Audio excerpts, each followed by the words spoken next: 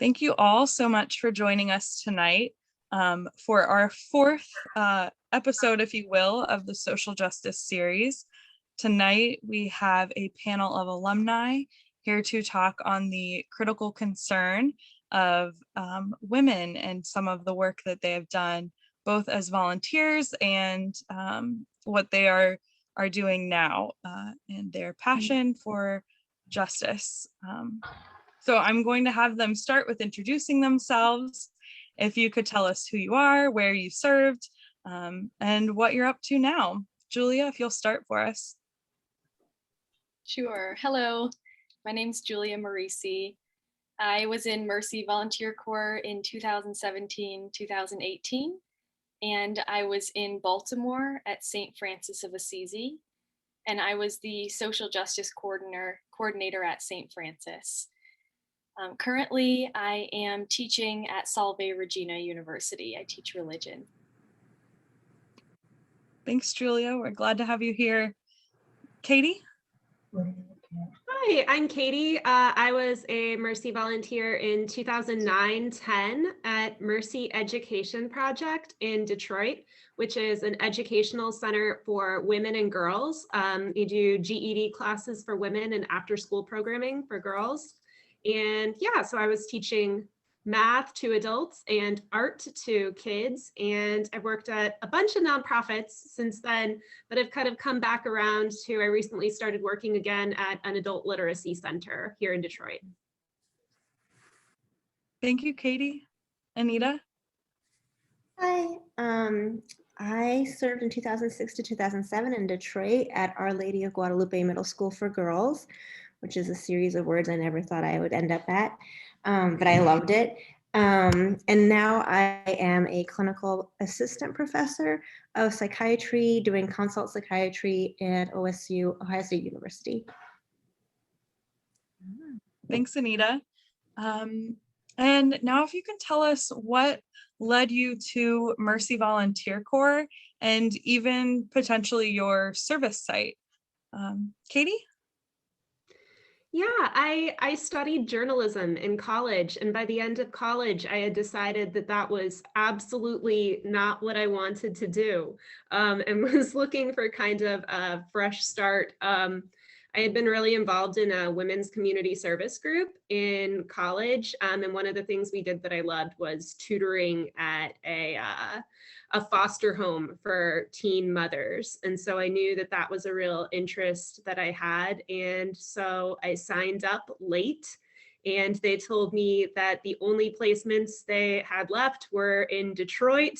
And they thought that this one might be interest to me, and it just sounded perfect. And it just really lines up with what my interests were, and yeah, it really changed the direction that my life was going in a good way. Yes, glad to hear it. Anita? So in college, I was pre-med, and I think I was so focused on just getting to medical school that I lost focus as to like the reason I wanted to be a physician in the first place. I felt really disconnected from any kind of service and what my true motivations were. And I felt like I needed a year to just pause and be reconnected with that. And I was at Swarthmore, which is a super liberal, like pretty non-religious school, even though it's a Quaker school by tradition. And so the fact that a Mercy volunteer program person came to our school and tried to recruit people, I was like, oh, this is interesting. There must be something that makes sense here. And I also had a similar situation. I actually wanted to work on the border at a women's center, and there was not enough community site members for that community. So I was also called to Detroit and placed in a middle school for girls, like I said, which was like nothing that I had wanted to do. I think it's probably the first place I crossed out when I went through the book. But you know how things work out in a mysterious way sometimes. So yeah. Things do work out in mysterious ways. Julia? So when I was a senior in college at Salve Regina University, I think like most people's senior year in college, there was just a lot of stress and anxiety. And I found that I was focusing really heavily inward on myself and my own schedule. And I knew I wanted to go on to grad school. And that was very forefront on my mind. And what was I going to do? And where was I going to go? And where was I going to end up? And so I kind of took a moment of pause and thought, I don't want to keep focusing so heavily inward for the next few years. And I wanted to instead focus more on community and a little bit farther outward before school. So that's what I ended up doing with Mercy Volunteer Corps. And I went to a Mercy University. So it was something that was talked about a lot on campus. So it seemed like a great fit for me, especially with the focus on community. And I studied religion at Solvay, and I've always been interested in education. I always wanted to be a teacher of some kind. And so in Baltimore, the placement was religion teacher. So it seemed really fitting for what I wanted to do. I'm very glad I did it. Yes, and I love this connection that MVC really, and a year of service was something to draw closer to your values and really focus in on those things. Can you tell us about the mission of your service site, what your role was there, and even what a typical day looked like for you? Anita, if you'll start on this one. Sure. So Our Lady of Guadalupe Middle School for Girls was a Jose Miguel model school, so that it was an extended day, extended week, and extended year programming. The idea is to educate and empower girls to go towards higher education. So we kind of give them the message that you are able to go to college, like we believe that you can do it if that's what you want. And so I think the empowering part was like a really big part of what I fell in love with. And I did the extended programming. So I did like after school stuff. So the girls were in school from 8 a.m. till 6 p.m. So I kind of took over at 3:30, did snack recess, and then an hour of like activities, which I taught Indian dance for one block, and I think I taught Spanish, which most of them spoke better Spanish than me, for one block. And then we had an hour-long study hall that was silent with middle school girls at the end of a 10-hour day. Is like definitely the hardest thing I've ever done, include like dealing with psychotic patients currently. So I think I learned a lot from that. And then the rest of my day, I kind of help with the library organization and lunch and those kinds of things. Thanks, Anita. Julia? So my role at St. Francis of Assisi was kind of split between the church and the school. So I was teaching in the elementary and middle school, and I'd go around to almost all the grades when I was there, pretty much 3rd through 8th. And I taught a social justice course and a religion course. And then in the church community, I would help organize different events for more geared toward the adults in the community. And I was heavily involved with the social justice work that the church had already established there. So that could include doing the Christmas baskets for the gift giving, organizing drives for school supplies, and also organizing different kind of roundtable discussion events for the community. So day to day changed drastically depending on what project we were doing at one time. Yeah, thanks, Julia. Katie? Yeah, I cannot say enough good things about Mercy Education Project. They're a really cool organization that I think does so much good work. And so, yeah, they work with educational needs of girls and women. And so the women, they had adult basic education classes and GED classes, which both met in the morning. And I was teaching adult basic education math to a group of about 6 women. And part of the model that I just really admired is that like a lot of typical GED programs kind of advertise that they'll get you in and out very quickly and get you to pass the GED. And at Mercy Ed, the goal was really like, we will not only help you eventually pass the GED, but make sure that you are prepared for college or jobs or whatever you want to come next, no matter how long that takes.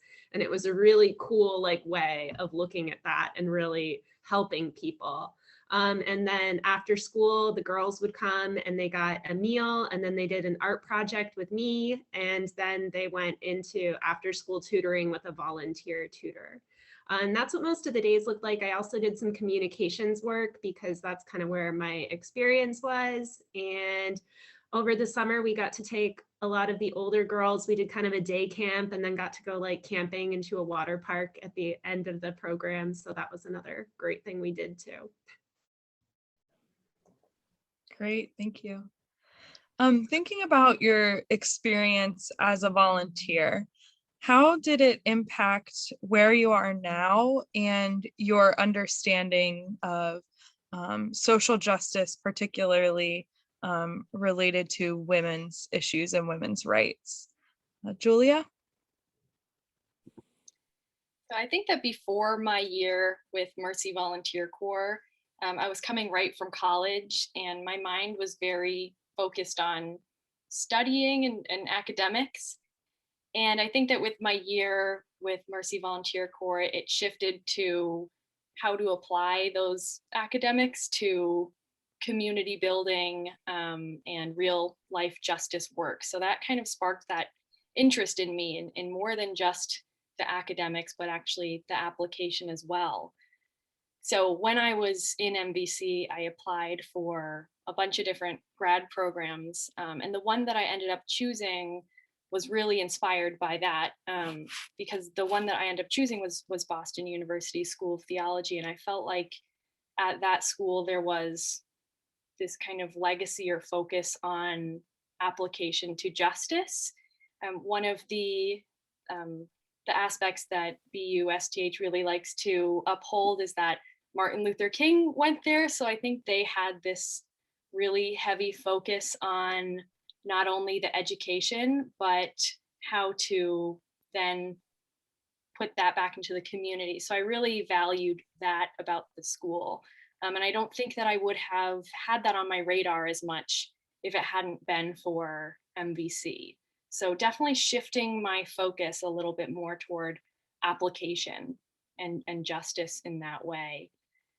And then in my time at St. Francis, I had always been interested in gender justice, but I really found myself far more inspired on that issue after working at St. Francis because of some of the projects that I was able to help put together at St. Francis, including a discussion on women in the church. So that year definitely sparked in me or helped ignite more so this interest in women in religion in particular. Yeah, thanks, Julia. I love that actionable change in social justice. That's great. Katie?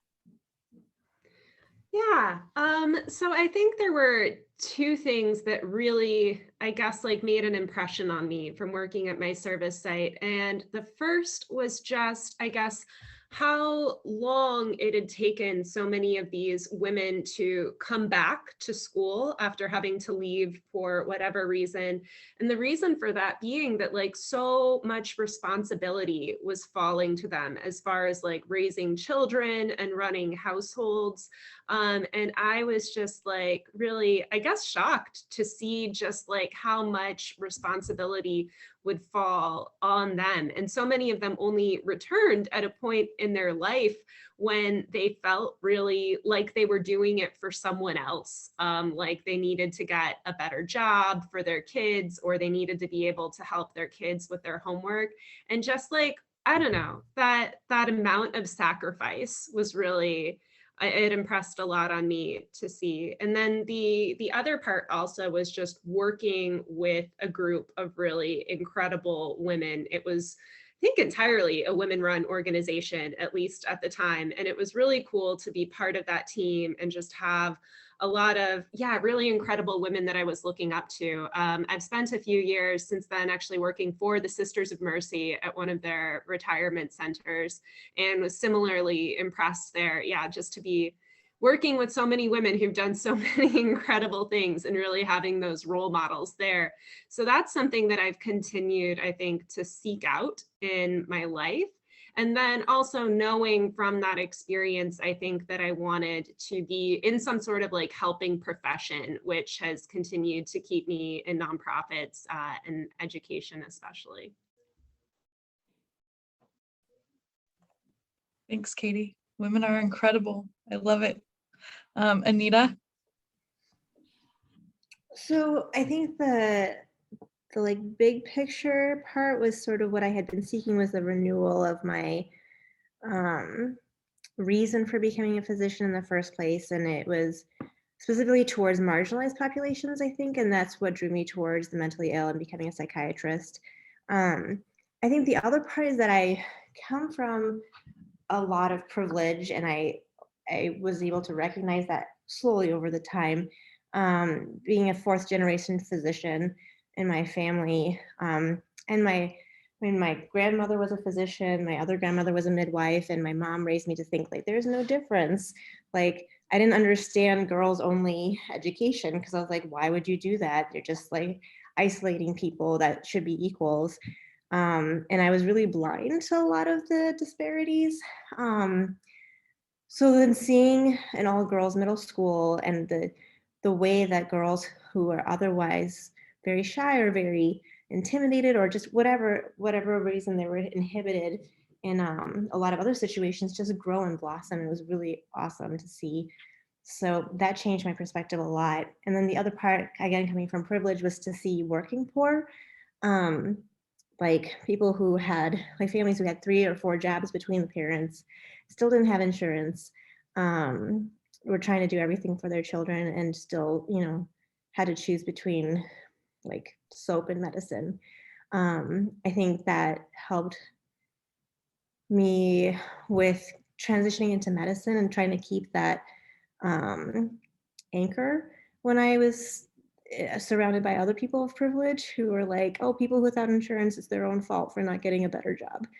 Like it was a different frame that I like had, a new lens, I guess, that kind of permanently changed my view.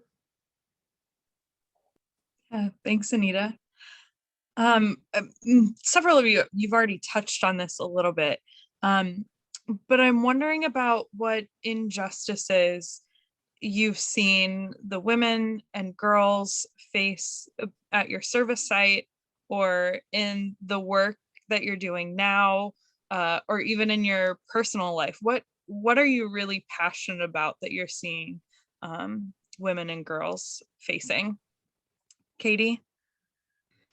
Yeah, I touched on this before, but I think really the mental load, like the idea that women so often end up like overly responsible for just childcare and making sure that everyone in their household is where they need to be and doing what they should be at any given time, and taking off work and possibly even like losing jobs and whatnot to stay home with sick kids or relatives.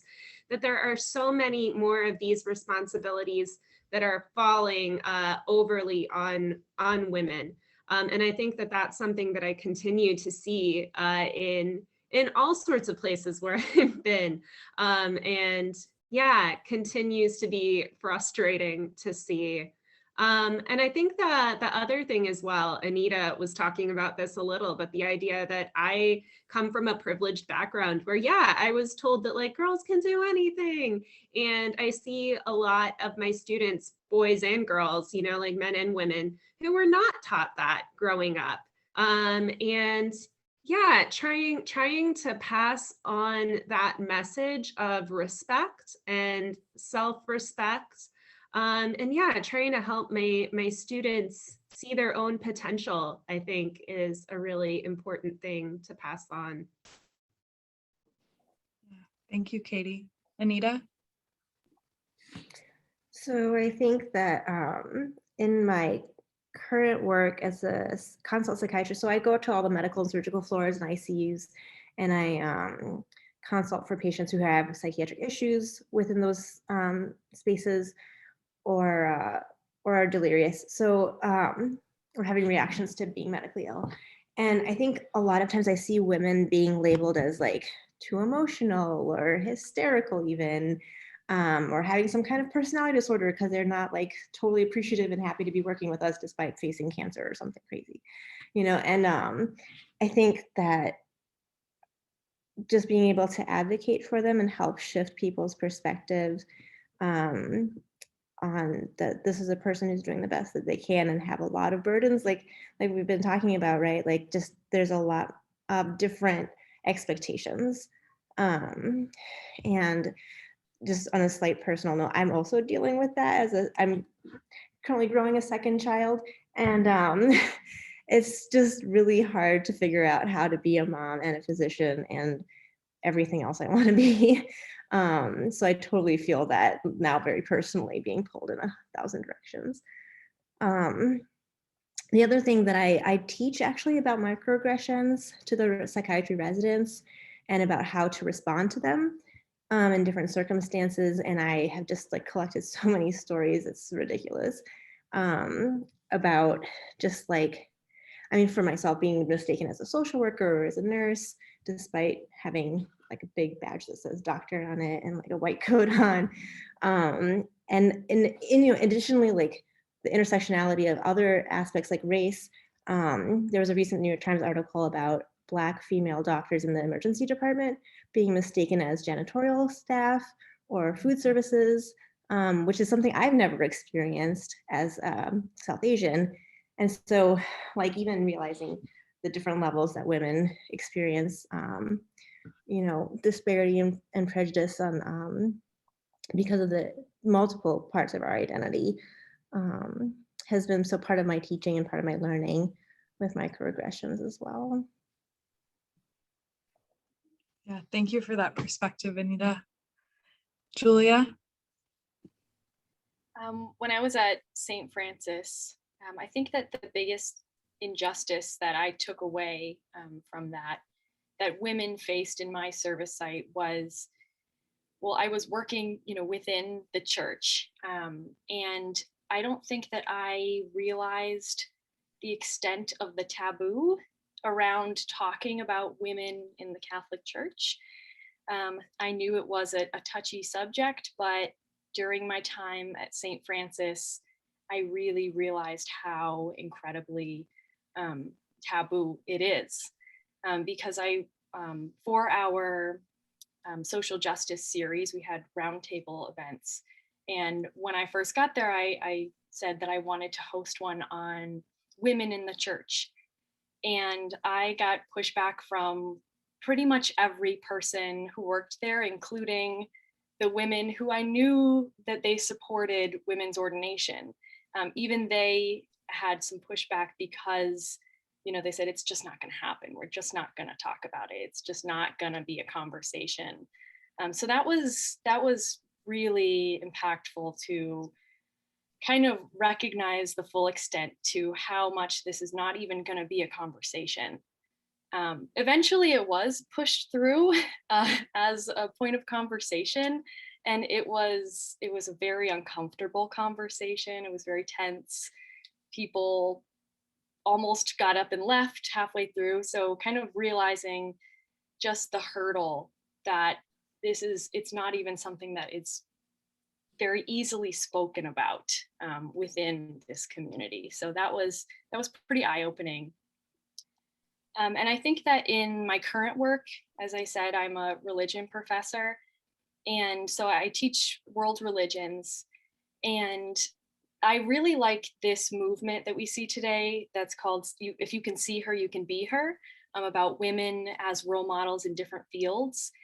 And I think that this is particularly challenging in religion because we don't often have that female role model in all religions to look up to. So as a teacher, how to approach this subject and talk about religion and women.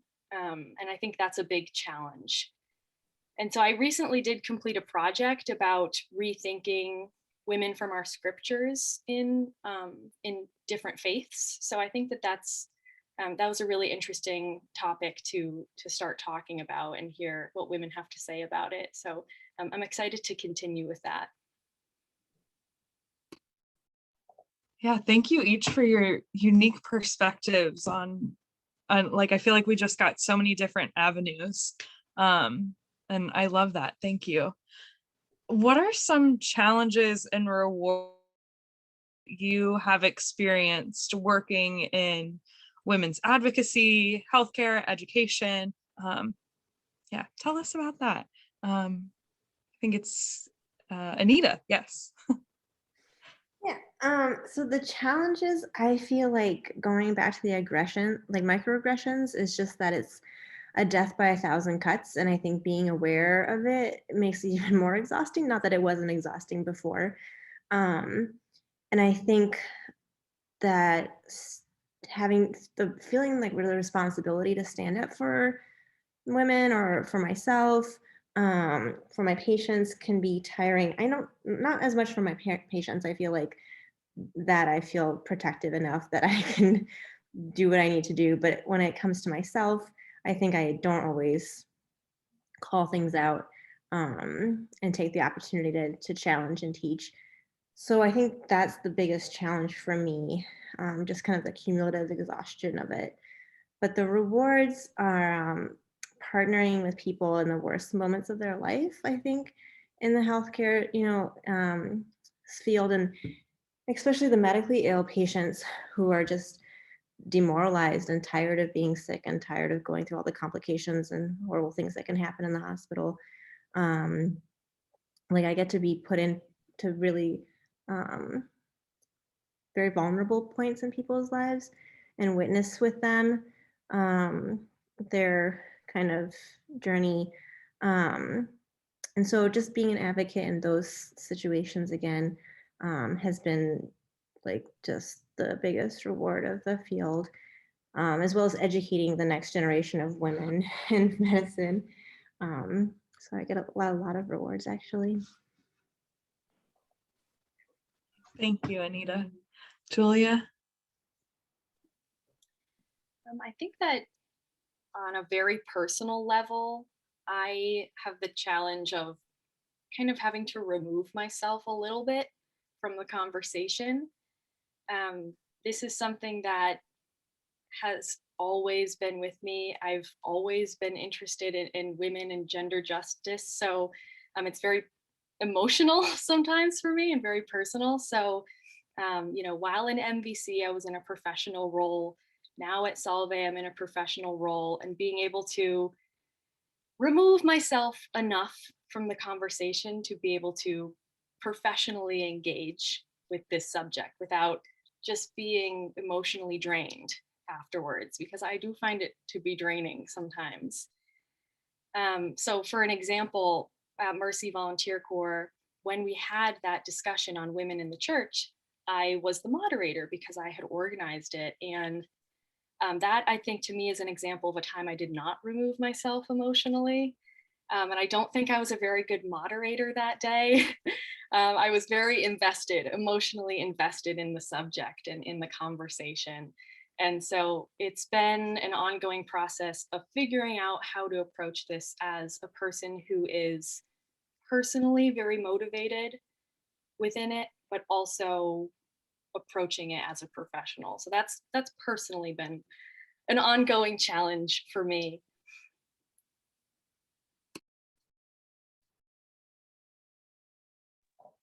And what is a reward, Julia?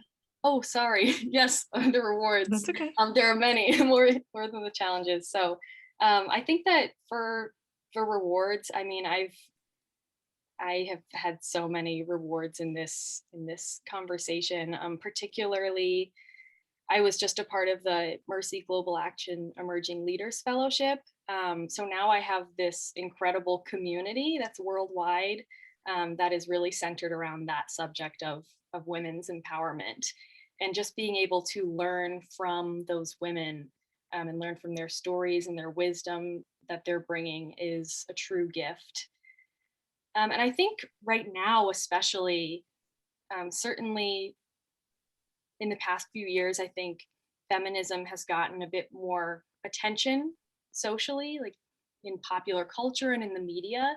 So I think women have more of an opportunity to share their stories without as much backlash, to share their ideas of feminism without as much backlash. And so I think that because of that, women are really playing a huge role in changing the world in so many incredible ways. So really just being witness to that and maybe playing a part in that as well is, I find it to be such a blessing. Thanks, Julia. Katie? I think that the biggest challenge is just like how pervasive the challenges that women face are. I mean, being in education, I've just heard so many girls tell me they're dropping out or they can't come to school because they have to watch younger siblings, or they're having a baby, or they have to care for a sick relative, or even they have a violent boyfriend who knows they go to school there and they're worried he'll break the restraining order and come find them. And it's so like really incredibly hard to hear things like that and think like, wow, that does sound like a really good excuse, but like I wish you could stay right now and do this because it's so important for your own life. This is a really like, yeah, important time for you. So I think that that's the hardest part, is hearing things like that and both of you knowing that it's unfair, but not really knowing how to help specifically.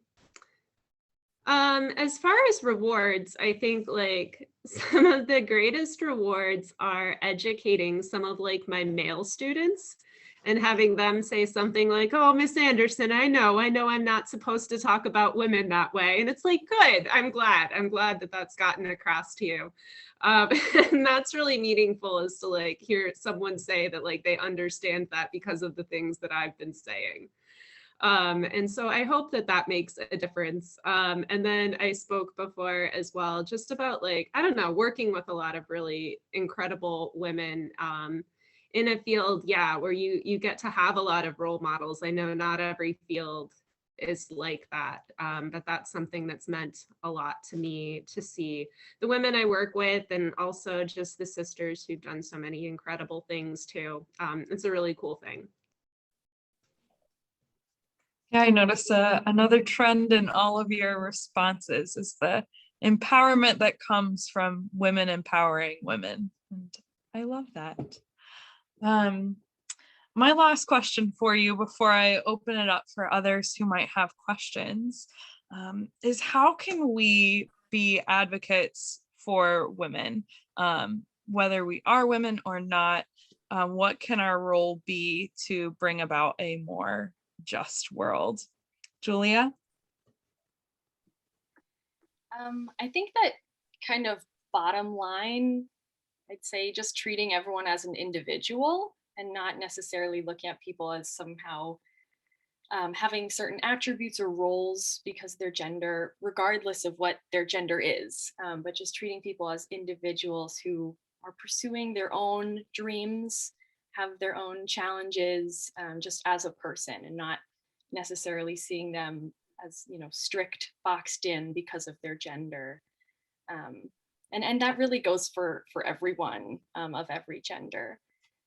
But I think one of the things that my friend said really stuck with me recently. She said that in her opinion, conversation is the best form of advocacy. And I think that's really true. Just small conversations here and there, I think, are so important. And there's a quote from Ruth Bader Ginsburg that I really like, where she says, "Fight for the things that you care about, but do so in a way that will lead others to join you." So I think always being open to having genuine conversation with people about your experiences and their experiences, what you're doing, what they're doing, I think seems very small, but can be very impactful and important and meaningful.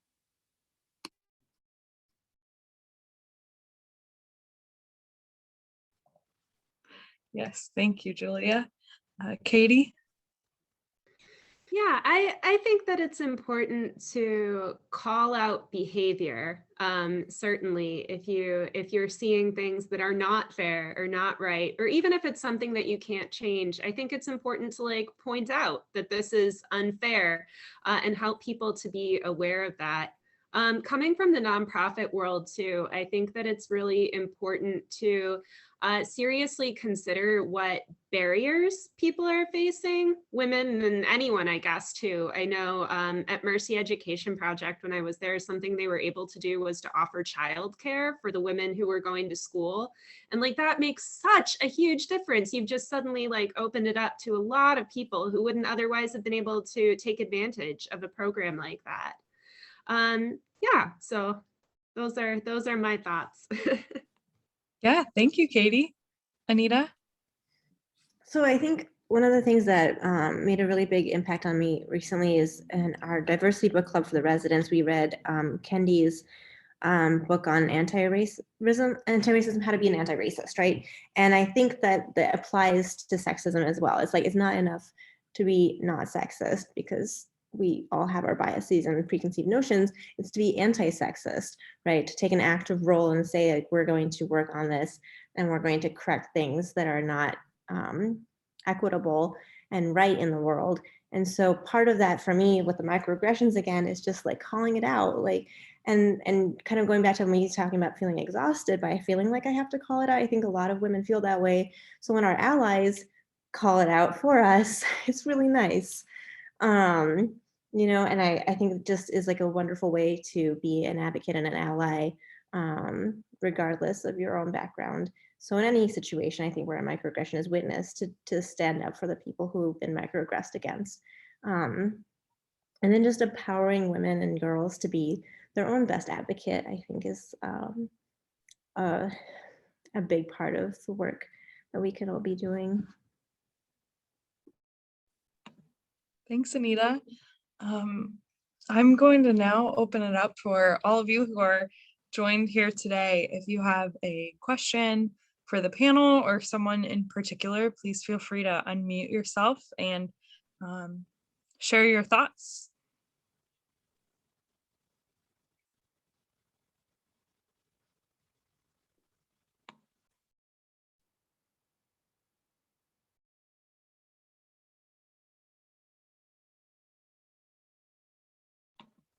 Well, I suppose I'll go first then, because I have a question that I was thinking of.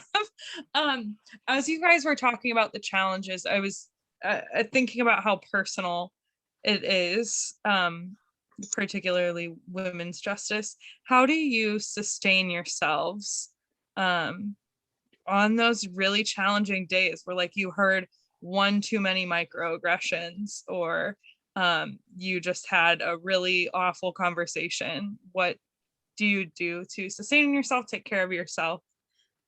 Whoever wants to jump in. Well, I don't mind going. I can tell you that, well, I'm very extroverted. I process everything by talking, which is maybe why I became a psychiatrist, because I really believe in the process.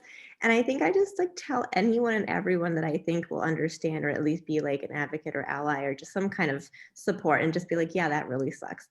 And I think I have my like group of people that I know I can go to, like when silly things like my husband called in the nanny on a Saturday and I was like, dude, I take care of her every other Saturday. Like one Saturday you have to take care of her and you call the nanny to come help you. Like I called my friend and I was like, what is this? You know?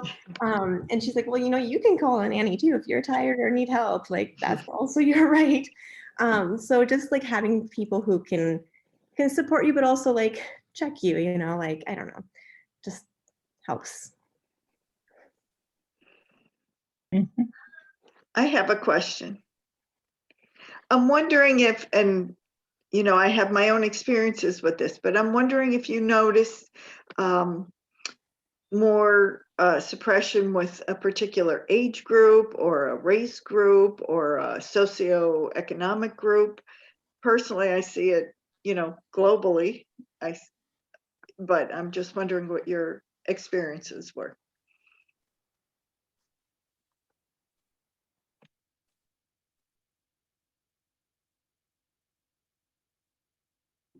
I don't want to hog it, but I feel like I've seen Black women in healthcare just get the worst of all of the burden in the healthcare.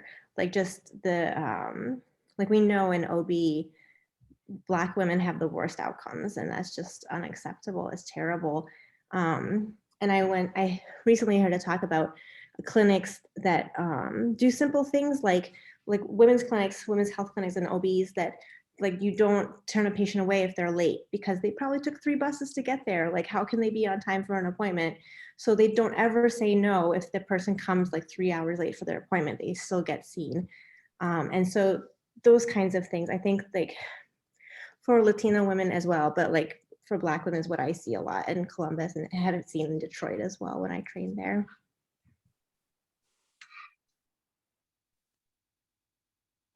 Are you asking about like people on the receiving end or like people who I guess are being sexist? Oh, on the receiving end. On the receiving end, yeah. Yeah.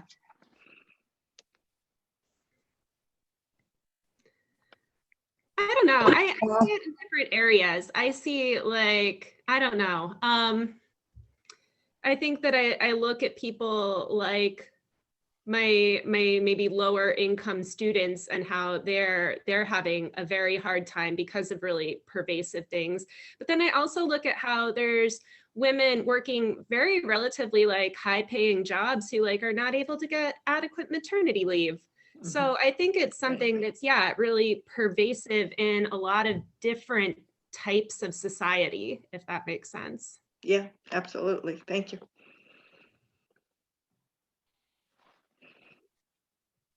Can you hear me? Yes, we can hear you. Okay. I've been a school counselor in Catholic education all my life, my career. And when I look at the schools and things, both the all-girls schools and the boys' schools, I don't see a lot of Black children.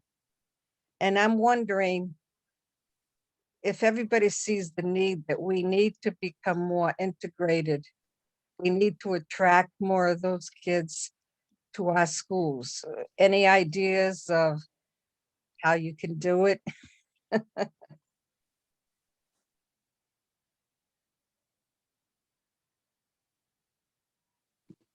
When I was teaching at St. Francis, I Yeah, was really, really inspired and impressed by their curriculum that they had for their students.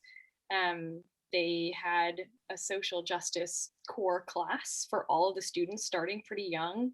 And I think that it just helped bring a lot of awareness around a lot of issues that people face and issues facing the community. And that was not something that was talked about when I was growing up in my school at all. And I think that that would have made a difference, at least for how the students who were there were feeling. I'm not sure about attracting other students, but I think that the school that I worked at, because they had that curriculum as one point and many other aspects of their wider curriculum as well, created a really welcoming environment for people. thank you.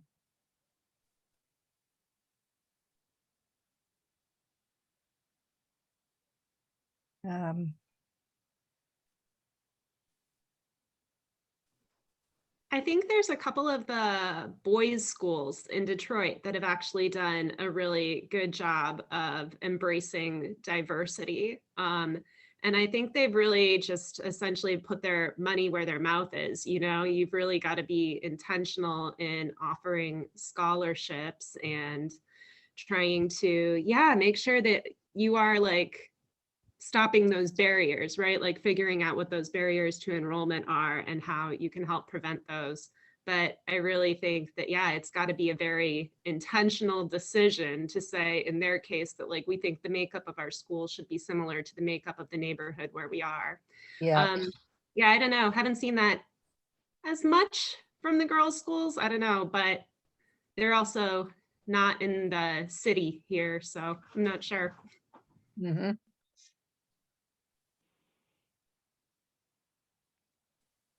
So we have a big job to do.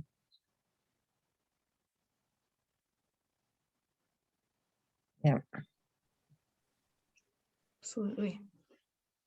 I think Um, also attracting um, uh, more Black men and women into teaching education,